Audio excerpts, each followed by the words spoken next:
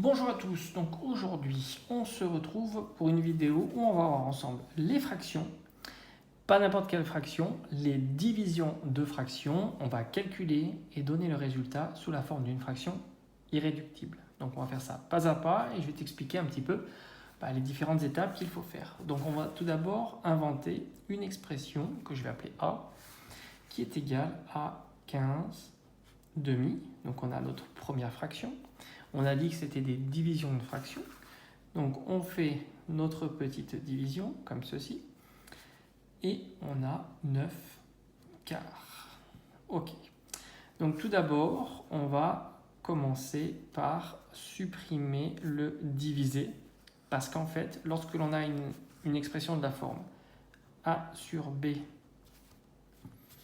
divisé par C sur D, c'est égal à A sur B multiplié par l'inverse, D sur C. C'est la même chose.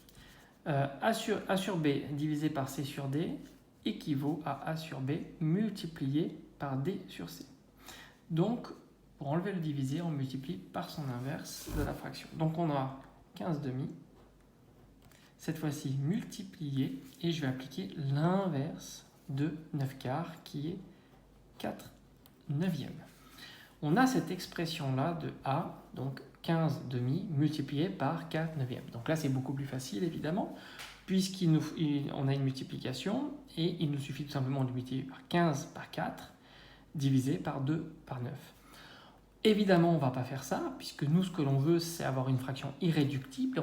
On va décomposer. On va décomposer 15 et tu vas aller puiser dans les tables de multiplication que tu connais. 15, c'est tout simplement 3 fois 5. Donc, je vais l'écrire 3 fois 5. Toujours divisé par 2. On fait vraiment toutes les étapes pour bien t'expliquer. Cette étape-là n'est pas nécessaire. Multiplié par 4, c'est 2 fois 2. Divisé 9, c'est 3 fois 3. Ok. On continue. Donc, on aurait pu passer directement à cette étape-là, évidemment. 3 fois 5 fois 2 fois 2, avec une grande barre de fraction.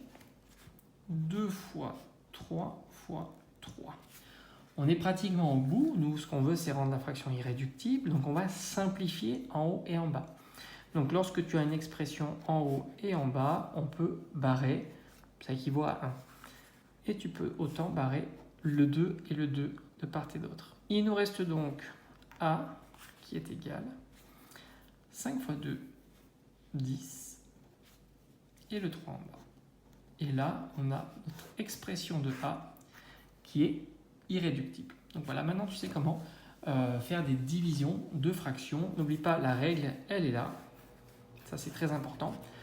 A sur B divisé par C sur D équivaut à A sur B multiplié par D sur C. Voilà.